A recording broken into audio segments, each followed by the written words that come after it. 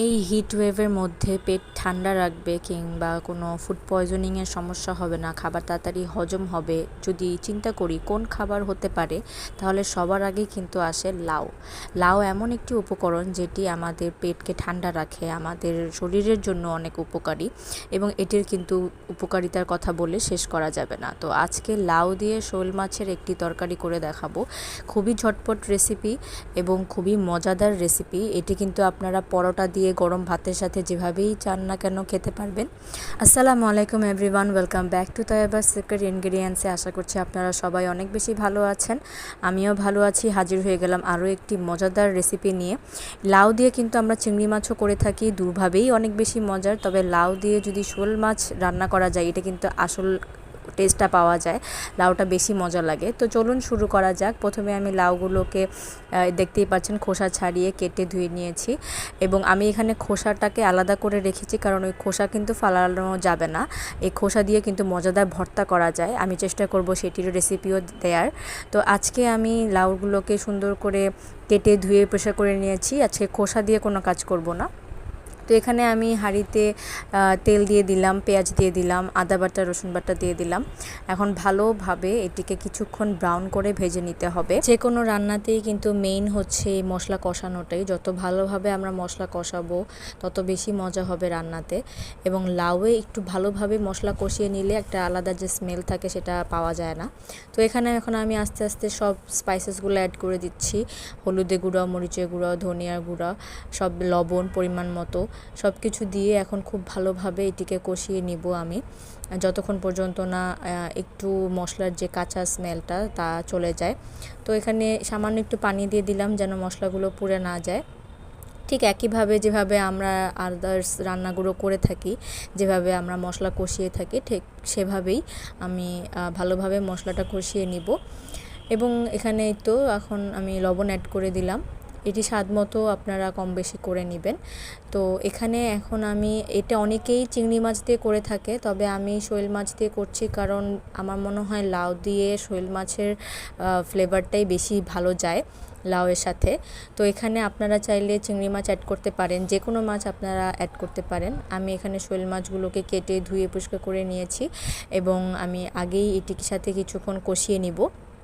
যেহেতু মাছগুলো অনেক নরম হয়, বেশিক্ষণ কষানো যাবে না, সামান্য একটু মশলার সাথে কষিয়ে আমি মাছগুলোকে তুলে রাখবো যেন মাছগুলো ভেঙে না যায়। এভাবেই করে থাকি, মাছগুলোকে আলাদা করে মশলার সাথে কষিয়ে নেই, তারপর মাছগুলোকে তুলে নেই। এবং এই মাছগুলো যেহেতু যেমনটা বললাম অনেক বেশি নরম থাকে, তো এগুলোকে এভাবেই করেই কষিয়ে নিলে ভালো হয়। তো এই তো এখন আমি মশলার সাথে খুব ভালোভাবে মাছগুলোকে কষিয়ে নিচ্ছি। এখন আমি ঢেকে দিব, 5 মিনিটের মতো এটিকে মশলার সাথে কুক হতে দিব। যেমনটা দেখলেন আমি কিছুক্ষণ মশলার সাথে মাছগুলোকে খুব ভালোভাবে কষিয়ে নিয়েছি। আমি 2বার ঢেকে দিয়েছিলাম, বেশি না, 5 মিনিটের মতো ভালোভাবে আমি কুক করে নিয়েছি মাছগুলোকে মশলার সাথে। এবং যখন আমার মনে হয়েছে যে মাছের কাঁচা ভাবটা বা স্মেলটা চলে গেছে এবং এটি ভালোভাবে মশলার সাথে কষিয়ে নিয়েছি, তখন আমি মাছগুলোকে এভাবে একটি চামচের সাহায্যে আস্তে করে আলতো করে তুলে নিব এবং এই মশলার মধ্যেই আমি কেটে রাখা লাউগুলোকে দিয়ে দিব। এখন আমি ঠিক একই মশলার মধ্যেই লাউগুলোকেও খুব ভালোভাবে কষিয়ে নিব। যেমনটা আমি আগেই বলেছি যে যে কোনো রান্নাতেই মেইন হচ্ছে আমাদের মশলা কষানোটাই। যত ভালোভাবে আমরা কষাবো তত ভালো এটার স্বাদ হবে। তো ঠিক একইভাবেই আমি এখন লাউগুলোকে মশলার সাথে ভালোভাবে মিক্স করে নিব। এর মধ্যে কিন্তু আমি এক্সট্রা আর কিছুই অ্যাড করব না। এখন আমি এটিকে কুক হতে দিব এবং খুব টাইম নিয়েই আমি লাউটাকে কুক করি, যেন এটি খুব ভালোভাবে সিদ্ধ হয়ে যায় এবং লাউটা যেন শক্ত শক্ত না থাকে, কোনো স্মেল যেন না থাকে। আমার কাছে ওটা ভালো লাগে না যে লাউগুলো একদম যে শক্ত শক্ত হয়ে থাকে বা ভালোভাবে সিদ্ধ হয় না, খেতেও ভালো লাগে না, দেখতেও ভালো লাগে না। তো এর জন্য আমি এটাকে একটু স্লো কুক করি। এখন দেখতেই পাচ্ছেন আমি ঢেকে দিয়েছিলাম। পুরো রান্নাটা হতে মোটামুটি 20 থেকে 25 মিনিটের মতো আমি সময় নিয়েছি। যখন আমার মনে হয়েছে যে না এখন লাউটা একদম সিদ্ধ হয়ে গেছে, তখন আমি এই রান্নাটা শেষ করেছি। তো এইভাবেই আমি বারবার ঢেকে চেক করছিলাম যে লাউটা কোন পর্যায়ে আছে, সিদ্ধ হয়েছে কিনা, দেখতেই পাচ্ছেন। তো এটা কিন্তু খেতে ভীষণ মজা হয়েছিল, অনেক বেশি মজা হয়েছিল, যার জন্য আপনাদের সাথে রেসিপিটা শেয়ার করা।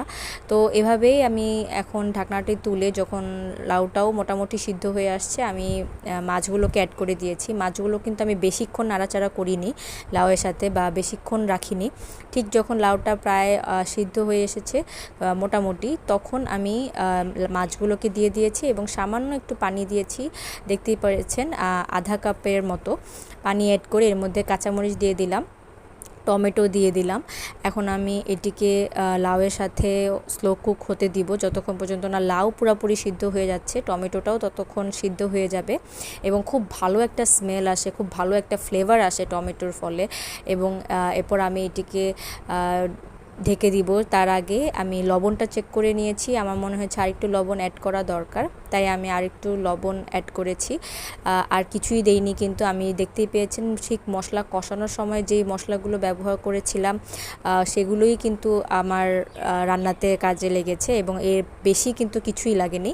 খুবই ইজি, খুবই কুইক রান্নাটা, রেসিপিটা আপনারা চাইলেই তৈরি করে ফেলতে পারবেন। আমি ঢেকে দিয়েছিলাম, তো ঢাকনাটি তুলে আমি এখন চেক করে নিচ্ছি যে রান্নাটা আসলে পুরোপুরি সিদ্ধ হয়েছে কিনা। ভালোভাবে এটিকে মিক্স করতে হবে যতক্ষণ পর্যন্ত না লাউগুলো একদম নরম হয়ে আসে, আমি এটাকে স্লো কুক করি।